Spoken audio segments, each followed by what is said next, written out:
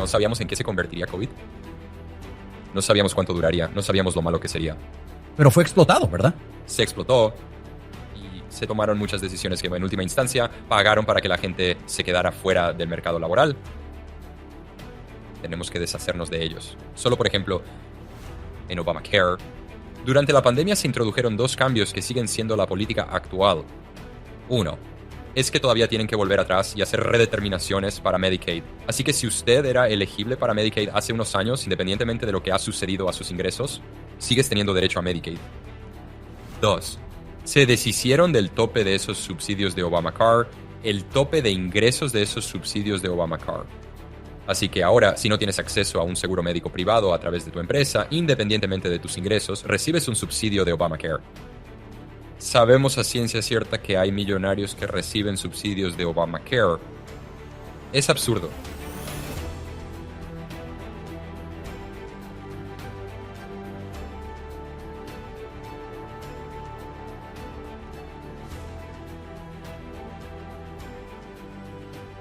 Bueno, gracias por acompañarnos en otro episodio de American Potential. Tenemos una gran serie de la que vamos a hablarles sobre algunos temas realmente urgentes e importantes. Ahora, con la deuda nacional estadounidense ya por encima de los 34 billones de dólares y otros 5 billones de nueva deuda previstos para 2025, ¿cómo afectará eso a los estadounidenses? ¿Hay alguna lección que podamos aprender de la historia que muestre cómo puede afectar a un país un exceso de deuda? Pues bien, el invitado de hoy es un aficionado a la historia cuando se trata de economía y uno de sus títulos es un Máster en Economía e Historia Económica por la London School of Economics and Political Science. También es doctor en Economía por la Universidad Queen's de Belfast y ABS en Economía por la Universidad George Mason. Sus investigaciones se centran en la historia económica de Estados Unidos, las finanzas públicas, la economía política, la economía de los medios de comunicación y la economía de la educación. Paul es autor de Historia y Futuro del Proceso Presupuestario en Estados Unidos. Presupuesto por incendio.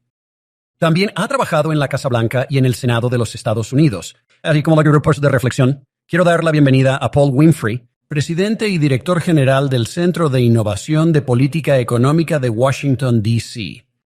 Paul, gracias por estar con nosotros. Gracias por invitarme, Jeff. Sí, quiero decir, nunca pensé que tendría un tipo tan inteligente en este podcast. No sé si los chicos inteligentes. Sueno como un verdadero nerd allí. Puede que tengas que demostrar que no eres un empollón. Demuéstrame que no eres un empollón, ante todo. ¿Qué hay en tu vida que puedas probarme y decirme, esto demuestra que no soy un empollón?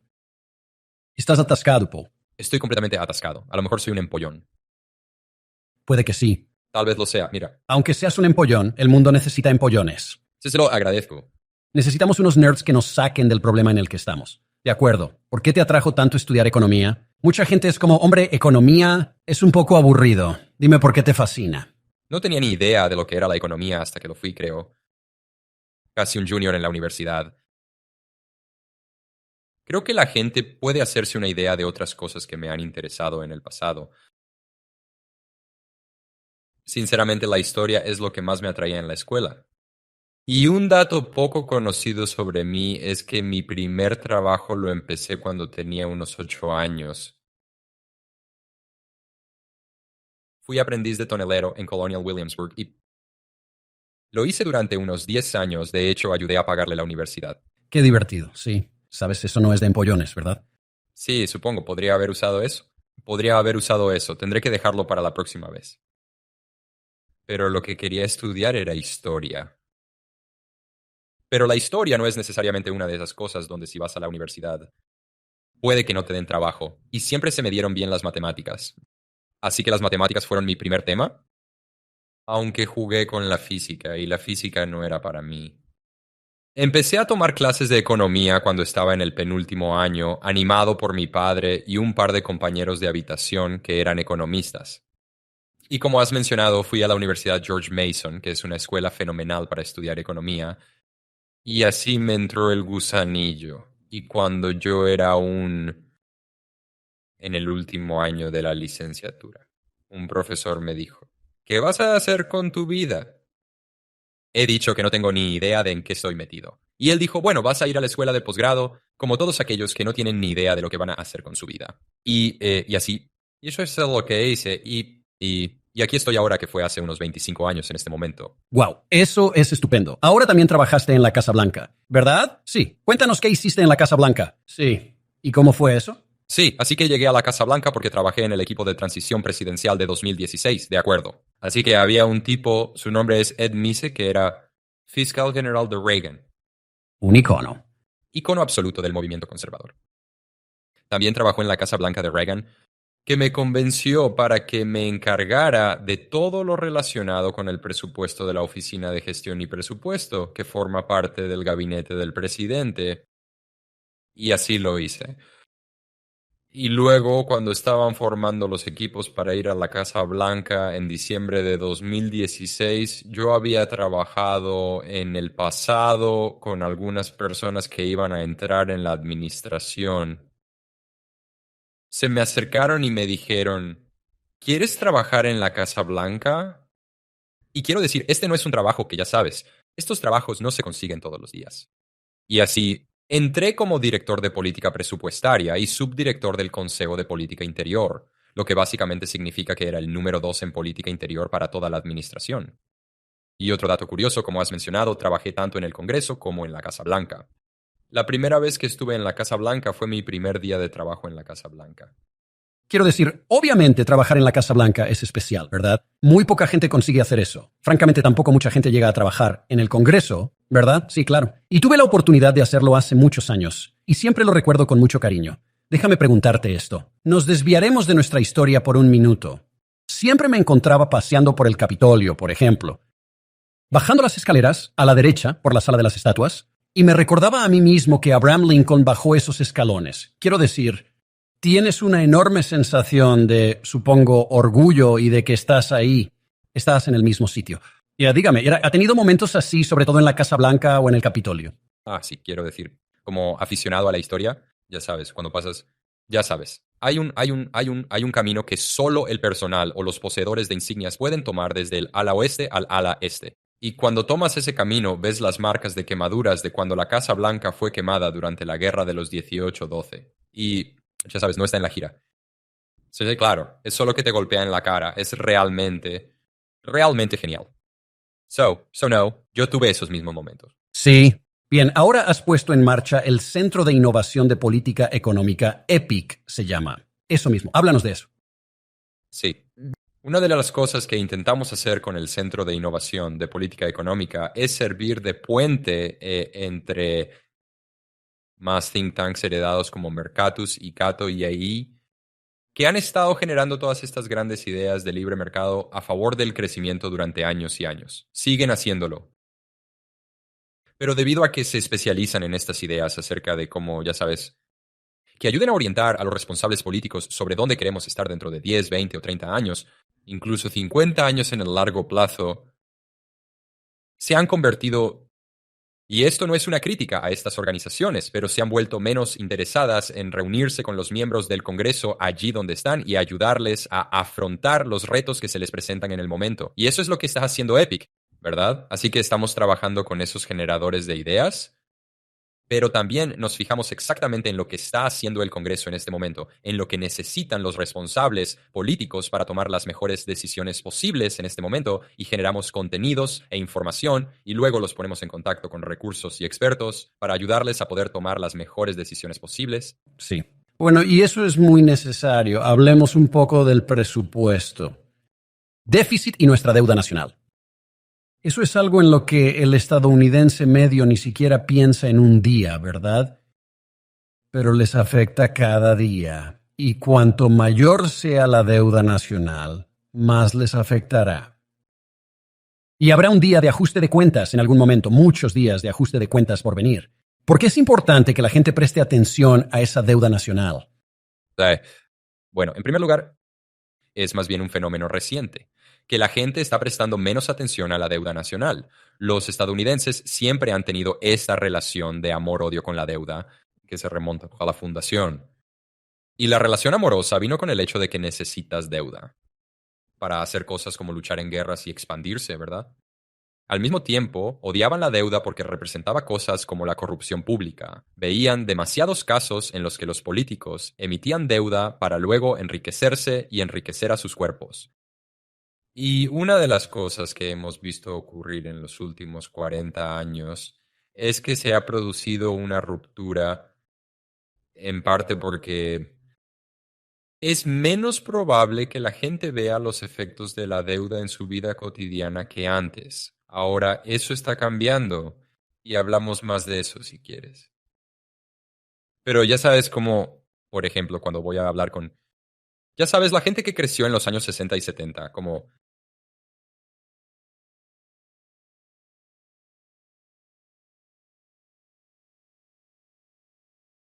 hablas con gente que tiene entre 30 y 40 años o incluso menos y no han tenido esa misma experiencia. Ahora, como he dicho, eso está cambiando ahora. Pero se necesita tiempo para aprender a aprender esas lecciones. Sí, bueno, y hablas de eso, la historia de que, ya sabes, creo que de los 19 últimos años 70, y ya sabes, hasta principios de los 80, ya sabes, las largas colas del gas, los tipos hipotecarios, creo que rondaban el 20%. Sí, hay algunos de los tipos de interés hipotecarios. Sí, wow, wow. Y recientemente hemos tenido una larga racha de tipos de interés del 3 y el 4%. Así que ahora que han subido un 7%, 8% o el 9%, eso es doloroso, pero no es tan doloroso como puede llegar a ser. No, así es, hasta cierto punto, una víctima de nuestra propia prosperidad. ¿Estaría de acuerdo como país? No, al 100% lo somos. Sí. Sí. ¿Cómo hacemos para que la gente entienda su importancia? ¿Cuál es el esfuerzo educativo que debemos hacer? ¿Y cómo llegamos a la gente en este tema? Bien. No sé cómo se llega a ellos si no es conectando la educación con la experiencia. Y ahora mismo están experimentando los efectos de la deuda y de todo el gasto excesivo que este gobierno ha llevado a cabo desde el comienzo de la pandemia del COVID.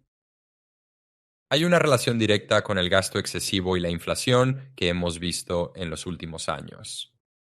Y estamos llegando a este punto en el que, ya sabes, cómo estamos ahora, vamos a refinanciar. Eso es refinanciar más deuda federal en el próximo 12 meses que la que existía en toda la deuda federal durante los años de Obama.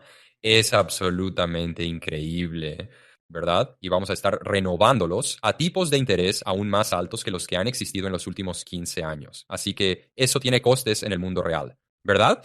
Pronto gastaremos más en intereses que en defensa nacional. Ahora mismo ya gastamos más que en, digamos, el ejército. Así que quiero decir, como he dicho, la experiencia es la mayor parte de la educación. Y luego solo tenemos que ayudar a conectar esos puntos y decir, hey, mira, como la razón por la que estás viendo estos efectos salen hoy. Es debido de nuevo a todo el gasto excesivo que hemos realizado en los últimos 2 años. Y eso debería asustar a la gente cuando se habla de que estamos gastando más en deuda que en el ejército estadounidense, porque miramos lo que nuestros creadores crearon en un gobierno federal. Es decir, es el ejército. La Marina, nuestro ejército, es una de las funciones básicas del gobierno federal. ¿Nos hemos desviado un poco de todo lo que hace el gobierno federal? Pero volvamos un momento a la inflación. ¿Has hablado de inflación? Tenemos que ser claros, el motor de la inflación es el gasto público, ¿verdad? Quiero decir, eso es lo que causa la inflación. No puedo simplemente ir a crear dinero. El estado de California o el estado de Nevada no pueden crear más dinero, pero el gobierno federal sí. Y ese es el motor que está causando este dolor en este momento, ¿verdad? Saliendo de la crisis bancaria en 8 y 9, la Reserva Federal también ha inventado todas estas otras maneras de crear aún más dinero. Solía ser que en realidad tendrían que crear más dinero, imprimirlo y luego en los viejos tiempos vincularlo a alguna materia prima como el oro o algo totalmente distinto. Ahora no hay atadura allí. Al mismo tiempo, la mayor parte del dinero que los bancos tienen como depósitos no es dinero real. La mayor parte es en realidad deuda. Y mucho de eso es en realidad del tesoro, en realidad es deuda del tesoro. ¿A quién pertenece la mayor parte de nuestra deuda como país? ¿Lo sabe usted? En realidad somos dueños de la mayor parte de nuestra deuda. Y una de las cosas que hemos visto pasar, que quieres decir cuando dices nosotros quiénes somos nosotros, el pueblo americano, los ciudadanos de los Estados Unidos, poseen la mayoría de nuestros bonos de compra a través de la compra de bonos, o si tienes una cuenta de jubilación, la mayoría, tú sabes, muchas veces esas cuentas de jubilación involucran fondos de pensión, ellos invertirán en deuda del gobierno en bancos, si tienes una cuenta bancaria, la mayoría de las veces tu banco habrá invertido en bonos del gobierno, pero una de las cosas que hemos visto en los últimos, tú sabes, realmente 12 meses, sino 24 meses, es que ha habido un retroceso sistemático de los grandes inversores institucionales de comprar deuda estadounidense, así como de los inversores extranjeros, que es una de las razones por las que han subido los tipos de interés de los bonos del Estado, porque han tenido que cobrar más o han tenido que dar precios más altos o tarifas más altas para conseguir gente normal.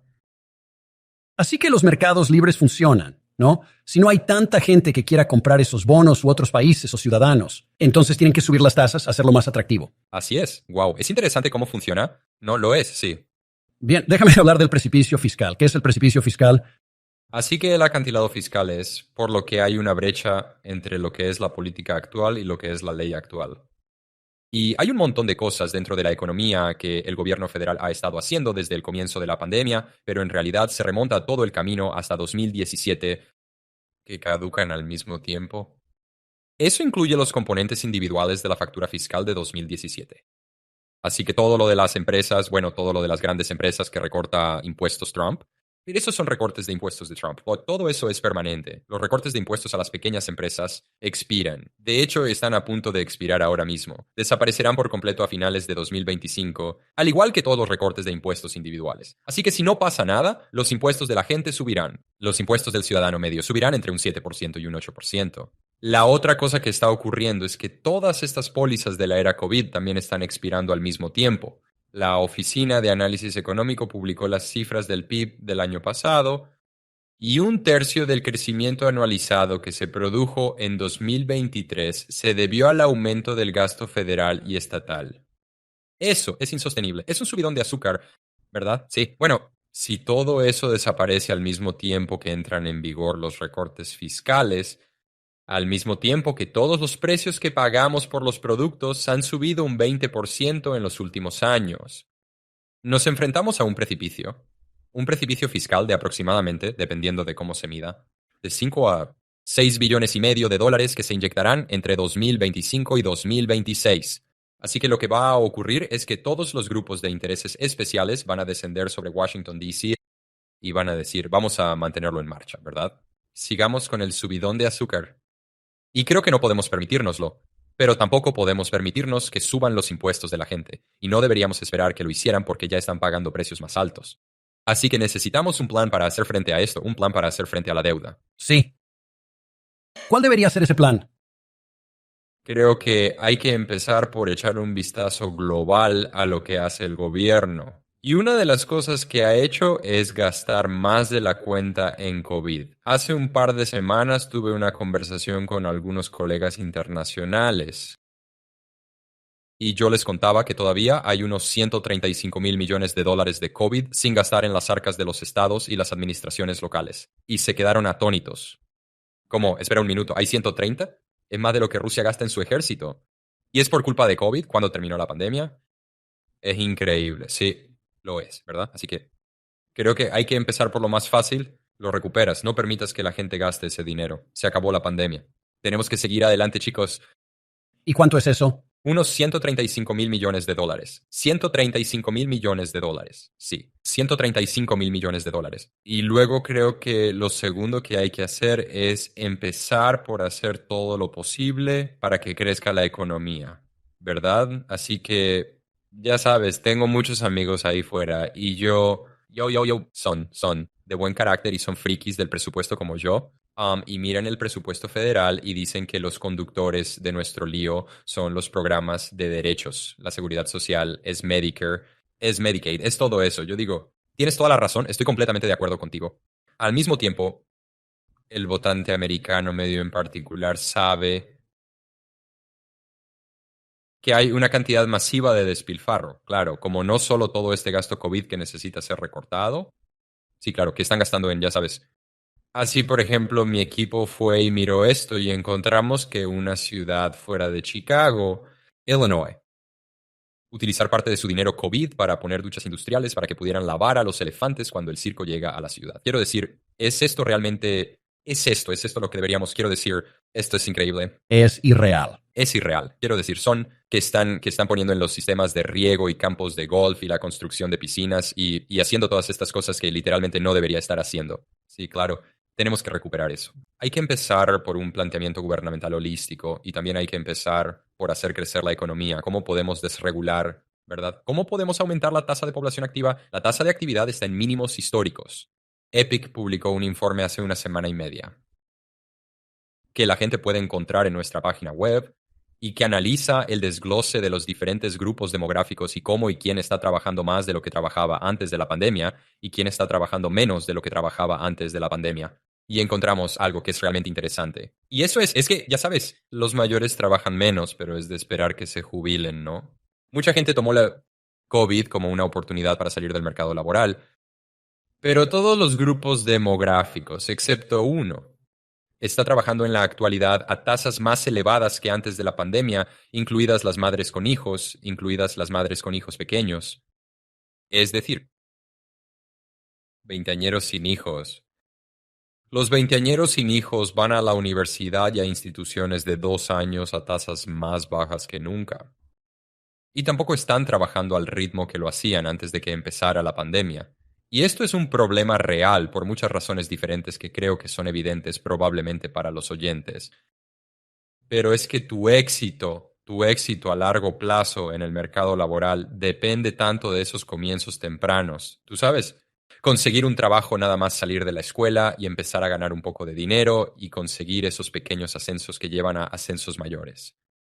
Si algo lo descarrila, puede llevar 10 o 20 años recuperarlo para volver al buen camino. Así que tenemos que hacer todo lo posible para hacer frente a esos resultados del mercado laboral y eso aumentará el crecimiento económico, obtener más ingresos y hacer que este problema del que estamos hablando sea más pequeño de solucionar. ¿Correcto? Creo que tenemos que asegurarnos de que la gente relaciona estos pensamientos e ideas. Y como yo estaba haciendo la pregunta de ¿cómo podemos conectar a la gente a la deuda?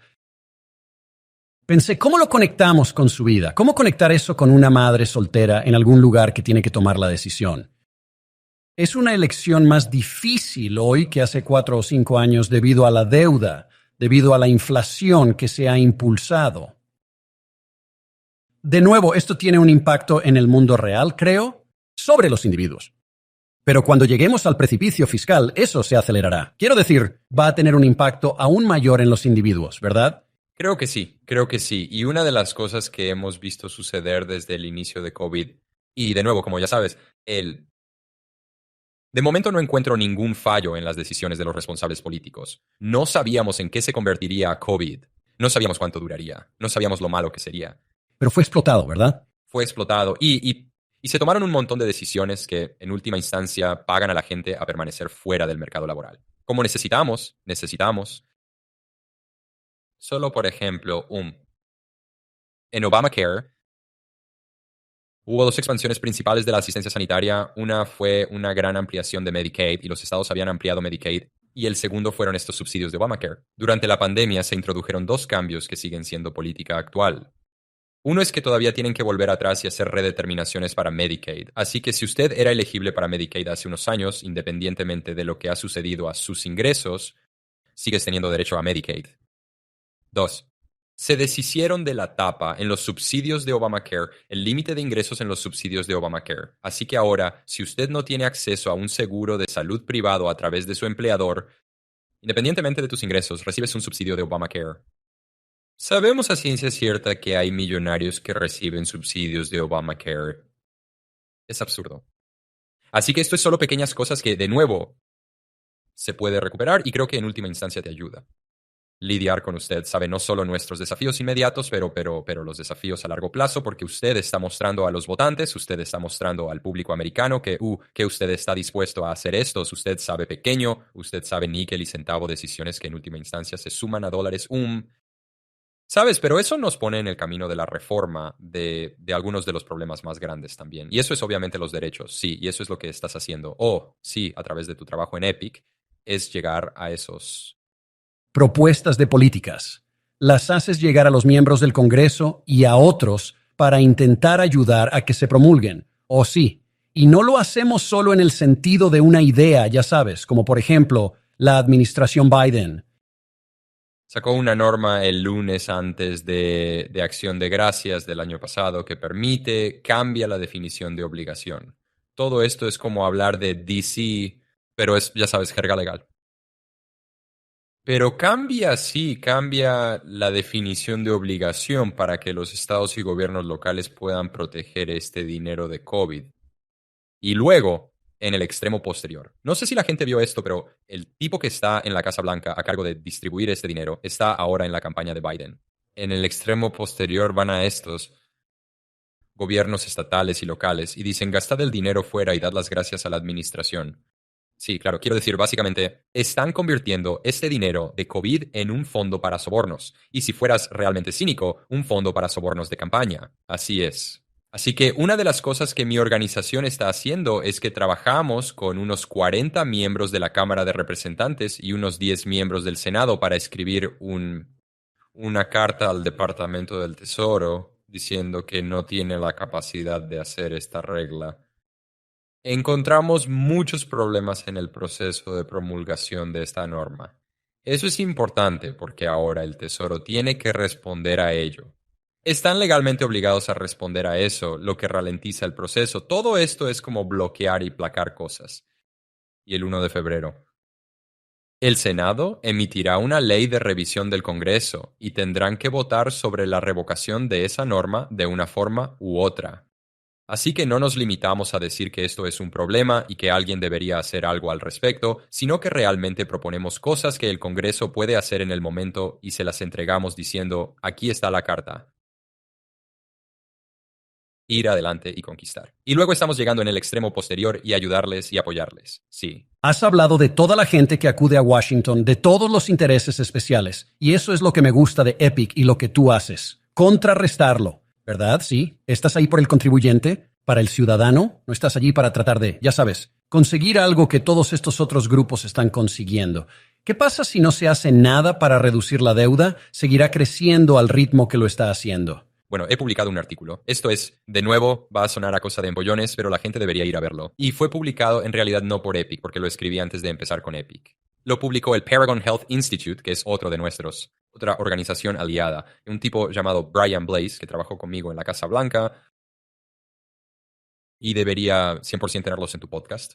Y lo que me frustraba antes de escribir este artículo era que los empollones siguen diciendo, la gente lo ha dicho durante mucho tiempo, que si no hacemos algo, algo malo va a pasar. Nadie dice qué es lo malo.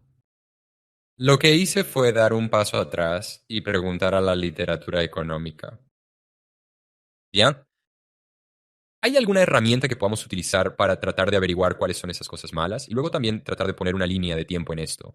Y efectivamente lo hay. De hecho, el FMI utiliza modelos que aplica a la mayoría de las personas a las que concede préstamos para determinar si merece la pena concedérselos y si pueden pagarlos en el futuro. Y apliqué esos mismos principios, estrategias y modelos a la deuda estadounidense.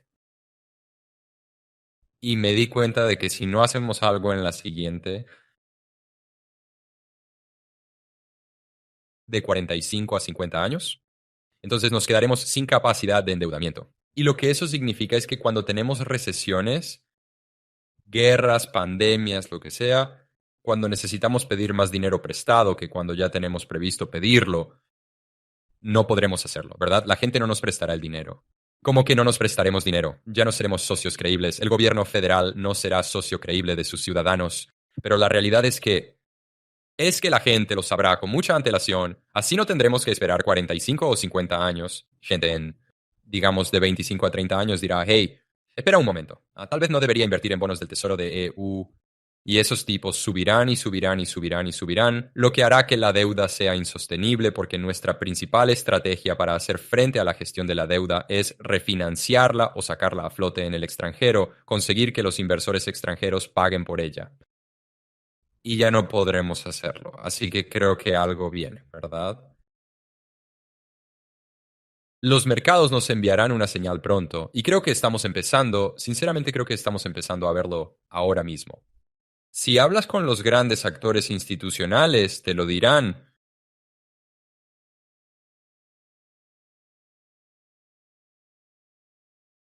Es porque lo sé. Que me va a pedir, el Departamento del Tesoro me va a pedir que compre más deuda dentro de unos años. Y entonces, ¿por qué iba a comprar deuda a un tipo de interés del 4,5% cuando sé que puedo esperar un 6%, 7%, 8% en 2, 3 años? Bueno, si están esperando en el 6%, 7%, tipos de interés del 8% y estamos rodando 10 billones de dólares al año de nuestros 34 billones. En algún momento las cuentas no van a cuadrar, ¿verdad? Claro, y esos inversores institucionales van a ir, espera un momento, tienen que poner orden en su casa fiscal. Y eso es exactamente por lo que las tres principales agencias de calificación crediticia han salido en los últimos años y han dicho, hey, no es solo la disfunción del Congreso lo que nos preocupa, sino el hecho de que no haya un plan a largo plazo para afrontar sus retos a medio plazo. Y creo que los mercados responderán ahora. Y ahora me has subido a mi tribuna, así que voy a filibustear un poco, ¿de acuerdo? Pero el problema es que no lo sabremos. Cuando los mercados se volcarán sobre hasta que se volcaron. Así que será como la crisis financiera de 2008-2009, en la que todos nos despertaremos un lunes. El mundo será normal. Y todo irá de maravilla.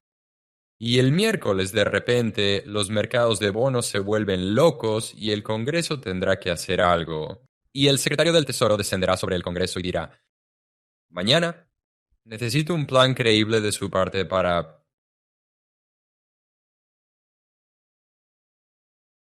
Ahora mismo todavía no hemos llegado a ese punto. Las cosas no tienen que ser draconianas. Solo hablamos de reducir la tasa de crecimiento de la deuda. En algún momento van a pedir una reducción real del nivel de deuda. De acuerdo. Lo que comentas ahora me recuerda, y dime si es parecido, a las medidas de austeridad que se aplicaron en Grecia. Es decir, hay un punto en el que estás hablando. Simplemente no se puede seguir pidiendo prestado a la derecha. Y eso es lo que estás hablando, de que la realidad es correcta. Patadas en zip y es que es como cualquiera de nosotros que tienen una tarjeta de crédito. Usted sabe que podemos hacerlo por un tiempo, pero llega un punto en el que es como, yo simplemente no puedo hacer esto más. Tengo que reducir mi deuda. Es un tiempo mucho más largo. Es una pista mucho más largo para un país, el país más grande del mundo que tiene tanto éxito. Pero hay una fecha ahí fuera y nos dirigimos hacia ella. El impacto entonces en las pensiones. Hablemos de lo que le pasó a Grecia con las medidas de austeridad. Es decir, la gente realmente, los ciudadanos sintieron el dolor de eso, ¿no? Al 100%. Así es. Y Grecia no tenían algo que nosotros tenemos, ¿verdad? Que es otra señal del mercado. Y eso es que estaban en el euro, ¿verdad? No imprimían sus propias monedas. Podemos imprimir dinero, ¿verdad? Y entonces... O no podemos imprimir dinero. Exactamente. Así que esto no es una decisión. No se trata de si algo sucederá o no.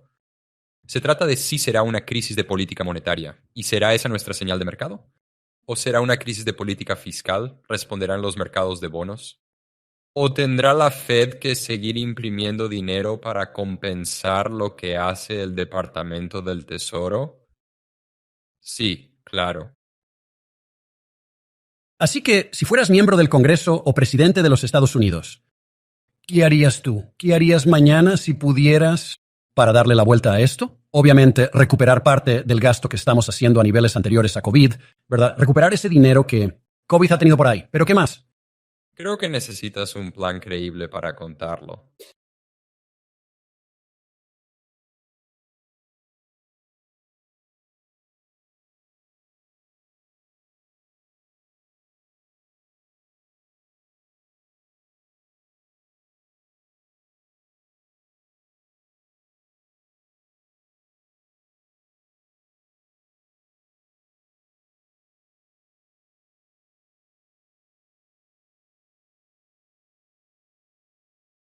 Según la base de referencia de la CBO, si los impuestos suben y el gasto naturalmente baja, este precipicio fiscal no se produce, ¿verdad? Y no tenemos recesiones, ni guerras, cero guerras, ni pandemias, ni nada malo. No pasa nada malo. Durante los próximos 10 años, los intereses de la deuda rondarán los 1,5 billones de dólares anuales, ¿verdad? Así que tienes que enviar alguna señal creíble de que no será así. Lo que significa doblar la curva de costes. Y hay muchas cosas que se pueden hacer. Quiero decir, soy una especie de presupuesto de alto nivel, ya sabes. Chico, pero ya sabes, así que no quiero hablar fuera de turno aquí. Pero hay muchas cosas que se pueden hacer. que dicen tanto mejorar el programa Medicare como reducir su gasto. Así que quiero decir, Medicare es genial, es absolutamente, quiero decir, usted ha hablado con los médicos. Es una locura cómo se gestiona el programa Medicare. Y es una locura cómo pagan las cosas. Y solo hacer reformas en torno al margen, hemos llegado al punto en que, ya sabes, podemos empezar a retirar algunas de esas cosas. Otra cosa, esto es algo que surgió hace unos 15 años en Medicaid. Así que hay esta estafa que los estados correr, todo el mundo lo sabe, donde básicamente lo que hacen es que cobran impuestos más altos por ciertas cosas bajo el programa Medicaid que luego facturan al gobierno federal.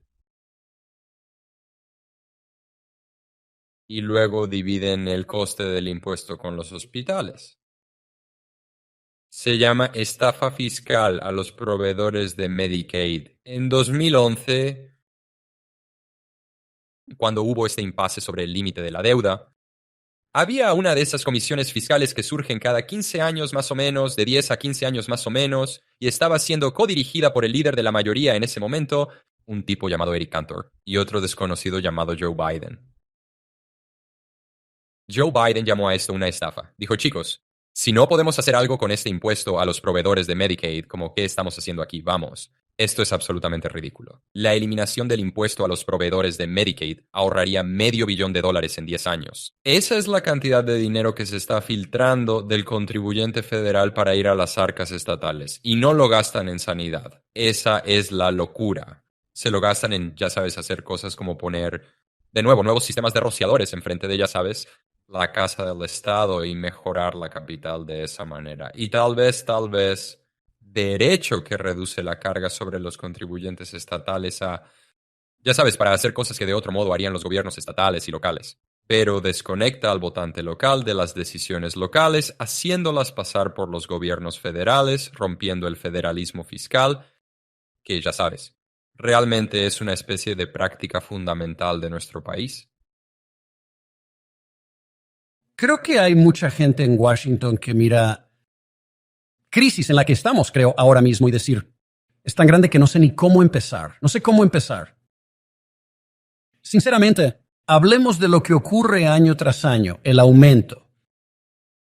Parece que aumentan los presupuestos de todas las agencias federales cada año, ¿verdad? Pues sí. Y claro, si intentas recortar de un aumento del 9% a un aumento del 5%, dicen que estás cortando. Es la jerga de Washington. ¿Desde hace cuántos años el gobierno federal gasta cada año más que el año anterior? Quiero decir, han pasado décadas, ¿verdad? Sí. Así que incluso si solo... ¿Y si tapó eso y dijo, vas a hacer para los próximos 5 años? El gobierno federal no va a tener aumentos en ningún presupuesto. Va a gastar lo mismo. Vamos a congelarlo en 20, 23 niveles, digamos. Sí. Lo que haría que, quiero decir que en sí mismo haría una diferencia gigantesca, ¿no? Haría una diferencia gigantesca, sí. Sabes, una de las cosas que alguien me dijo una vez fue, ya sabes, que trabaja en el espacio en la colina, es que dijeron, ya sabes, uno de los problemas es que los miembros republicanos y su personal piensan en ese tipo de niveles de gasto básico, ¿verdad? ¿Cuánto gasta el gobierno federal en sí mismo a nivel básico cada año, ¿verdad? E intentan limitarlo. Al mismo tiempo, los demócratas se preocupan por eso. Les importan esas peleas. Pero ponen más energía en estas cosas llamadas suplementos. A menudo pensamos en ellas como emergencias, ¿verdad? Ahora mismo, esto es lo que están debatiendo en el Senado. Este suplemento presupuestario que trataría de Ucrania y la frontera, pero también se ocuparía de muchas otras cosas. Y la razón por la que los demócratas no son solo los demócratas, los grandes derrochadores del Congreso, poner tanta energía en el suplemento es porque eso es todo lo nuevo. Son las cosas que puedo decir, que puedo volver a mis electores y decir, oye, conseguí $150 millones suplementarios este año. Y es todo este gran material que es rastreado de nuevo a mí, no a mis predecesores. Y cuando se habla de limitar el gasto público, hay que incluir todo eso. Tiene que incluir lo que gasta en sus funciones básicas, que, ya sabes, el Congreso ha dicho que tenía que hacer hace 10 años. Y también todas las cosas adicionales y que ese cubo de emergencia es solo cada vez más grande. Quiero decir, como una cuestión de hecho, creo que uno de mis colegas en Cato fue y miró a todos los suplementos y yo podría estar recibiendo los números aquí mal, pero creo que ella volvió. Ramina Bachia volvió y miró a todos estos suplementos presupuestarios que se remonta a 1980 y encontró que algunos que gastábamos como algo así como 17 billones de dólares en estos suplementos presupuestarios en los últimos 40 años. Así que tienes que controlarlo todo. Sí, sí. Y parte de eso es solo devolver el Congreso al orden regular. Como dejar de tener estas facturas al final donde tenemos que, ya sabes, esencialmente tienen una pistola apuntándoles a la cabeza como Congreso y decir, tienes que hacerlo ahora. ¿Qué tal si volvemos a los niveles de gasto anteriores a COVID? Recuperó todo y dijo, esto es lo que el gobierno federal estaba gastando antes de COVID golpeó. ¿Cuál sería el impacto en la deuda? Quiero decir, asumiría que sería gigantesco.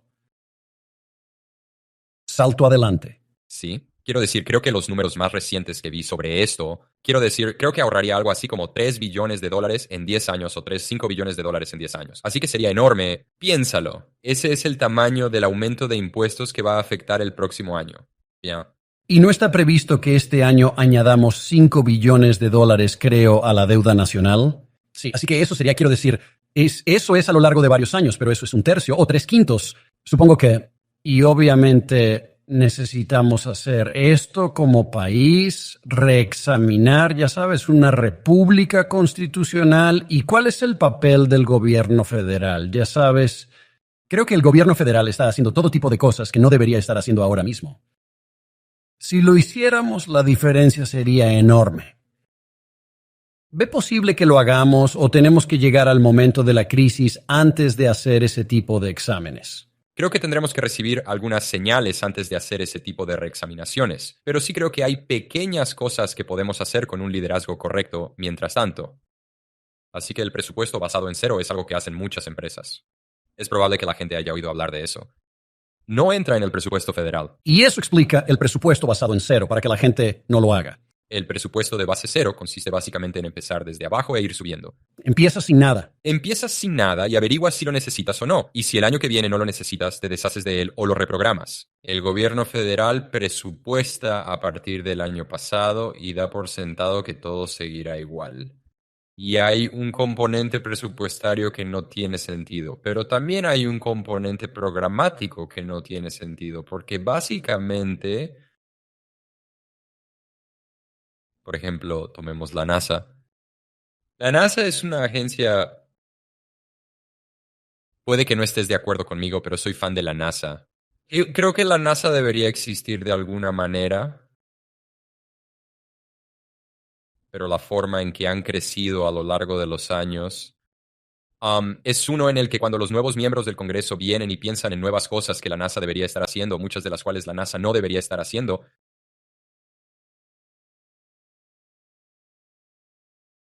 lo que hacen, en lugar de reprogramar los recursos existentes, es darles nuevos recursos, ¿verdad? Así que hay gente en la NASA que está haciendo cosas que los miembros del Congreso muertos hace tiempo les dijo que fueran a hacer. Cada uno de ellos. Y a menos que empieces con una mentalidad o un proceso de presupuesto cero, no vas a tener los métodos para averiguar cuáles son esas cosas y en última instancia para hacerles frente y hacer que el gobierno sea más eficiente. De acuerdo. Y eso es especialmente necesario en el gobierno, ¿verdad? Porque en los negocios se trata de obtener beneficios. Siempre lo tienes presente. Y tienes que rendir cuentas a los accionistas. Pero en el gobierno no. Por eso, la presupuestación de base cero en la administración es esencial para eliminar de raíz los viejos programas que quizá no merezcan seguir existiendo. Permítanme darles otra locura que ha estado sucediendo en los últimos años y esto se está convirtiendo en un problema cada vez mayor. Y es que es una práctica habitual. Hiciste clic en algunas cosas en mi cerebro cuando dijiste empresas. Sí, es una práctica habitual en el gobierno o el gobierno federal que cuando el Congreso se apropia de dinero para un programa, cuando dan dinero para un programa, que se reservan entre el 1% y el 2% del presupuesto total de ese programa para administración. Y cuando se trata de programas pequeños que son pesados administrativamente, Tiene sentido. Pero una de las cosas que ocurrió durante el COVID es que creamos grandes programas que no son pesados administrativamente, que son básicamente burócratas federales que extienden cheques al sector privado o a los gobiernos estatales y locales para que vayan a hacer cosas. Bueno, estas agencias están llenas de dinero, quiero decir, como miles de millones de dólares, como decenas de miles de millones de dólares. Y no pueden gastarlos fuera de la administración del programa sin la aprobación del Congreso. Y así han empezado a bajar al Congreso para pedir esa aprobación. De acuerdo. Y el Congreso, como puede que no esté equipado para manejar este tipo de cosas, se inclina la mayoría de las veces por dárselas. De acuerdo. Pero lo que están haciendo con ese dinero es que básicamente están haciendo cosas que no están autorizadas y la mayoría del gobierno no está autorizado o que no quieres que hagan. No, porque si ellos, si tuvieran que estar por encima de todo y defenderlo como les exigiría una propuesta de presupuesto de base cero, bueno, entonces podría ser embarazoso, ¿verdad? Para que lo hagan. Wow. Y esas son las grandes cosas que Epic está haciendo, ¿cierto? Se le ocurren ese tipo de ideas. Supongo que lo último que te preguntaría es, creo que el pueblo estadounidense está frustrado porque esto ha estado ocurriendo toda su vida. Ha habido deudas. ¿Cuándo fue la última vez? Estoy tratando de recordar. ¿No tuvimos un superávit en un año de la administración Clinton cuando había un Congreso controlado por los republicanos? Tuvimos un ligero superávit presupuestario. ¿Estoy en lo cierto? Sí, y solo fue porque los ingresos de la seguridad social fueron mayores de lo esperado. Sí. Si quitas eso, entonces no teníamos superávit, sí. Y yo también diría que porque había un gobierno dividido y estaban enfrentados y no podían llegar a un acuerdo. Así que sí, vale, eso frustra a la gente. Se les ha dicho que los republicanos son más responsables fiscalmente que los demócratas, pero la realidad en muchos casos es que están a favor de programas diferentes o de gastar el dinero en cosas diferentes. Así es, pero siguen estando a favor del gasto masivo. Así es. ¿Cómo salimos? Quiero decir, sé que eres historiador, no eres político. Quizá no seas necesariamente un táctico legislativo. ¿Cómo salimos de esta? ¿Cómo podemos llegar a un punto en el que el pueblo estadounidense confíe en que un partido político o unos dirigentes sean sinceros sobre este asunto y lo aborden de una vez? Así que escribí un libro hace un par de años y una de las cosas de las que hablo en ese libro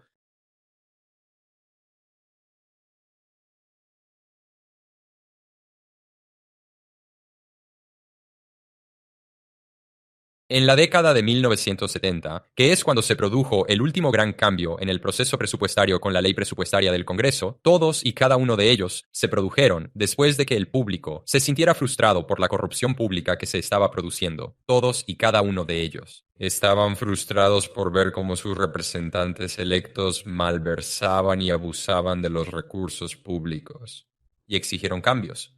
Y en cada uno de esos casos, los políticos no querían hacer los cambios. De acuerdo, así que tenemos esto en un par de semanas. El presidente dará a conocer su presupuesto. Esto se remonta a la Ley de Presupuestos y Contabilidad de 1921, que creó este proceso. También creó esta entidad llamada Government Accountability Office, que audita los libros del gobierno. El Congreso luchó contra la creación de esa ley durante 10 años antes de que finalmente el público le diera la espalda. Básicamente, el público dijo, no más, tienes que hacer algo, ¿verdad? Y lo que ha sucedido de nuevo desde el 1970 es que no hemos tenido uno de esos momentos. Pero tuvimos uno en el 1970s. La otra cosa que ha sucedido, y en realidad otras dos cosas que han sucedido que realmente me preocupa en realidad, y esto es más cultural, es que antes había más acuerdos sobre hacia dónde debíamos ir como país.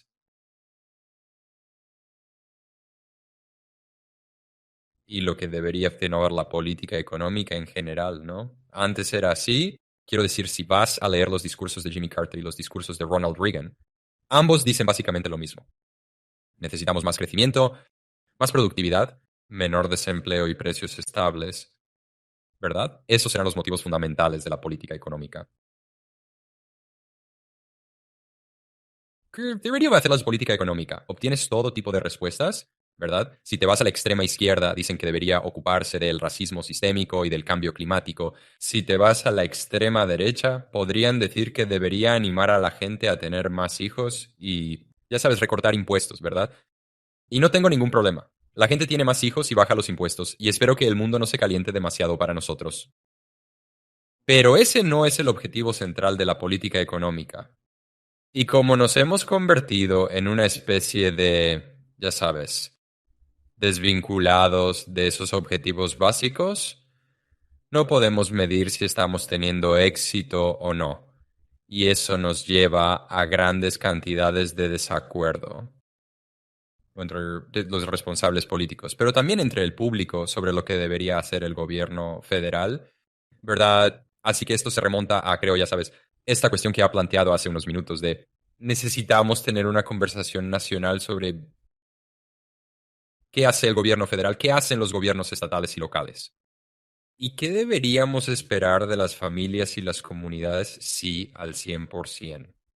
Tenemos que volver a tener esa conversación y creo que debemos hacerlo de forma rutinaria. Y entonces mi último punto es, y esta es otra cosa que se ha roto, es que solía ocurrir que cuando pasaban cosas, miembros del Congreso y de la Casa Blanca, responsables políticos, respondieron a las cosas. ¿Verdad? La guerra civil, y escribo sobre esto en mi libro, la guerra civil fue dura para las finanzas americanas. Lincoln no sabía qué hacer, su secretario del Tesoro, el secretario Chase, no sabía qué hacer, ¿verdad?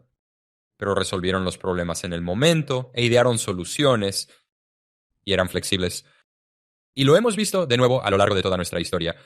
Algo ha sucedido en los últimos 20 años en los que los responsables políticos no son tan flexibles como antes. Y creo que si hablas con algunas de las personas que solían estar en el Congreso, pero ya no están en el Congreso, como Jeb Hensarling o Pat Toomey o Paul Ryan, una de las cosas que te dirán es, no es por poner palabras en su boca, pero una de las cosas que podrían decirte es que, ya sabes, solía hacer eso, ya sabes, fuiste elegido y querías aprender tu trabajo para poder ser un responsable político eficaz a la hora de resolver algunos de estos grandes retos. Y ahora tenemos muchos miembros del Congreso que, ya sabes, prefieren recurrir a Twitter. Y se golpean unos a otros desde sus púlpitos de matones como vemos desde la Casa Blanca. Y eso no es productivo.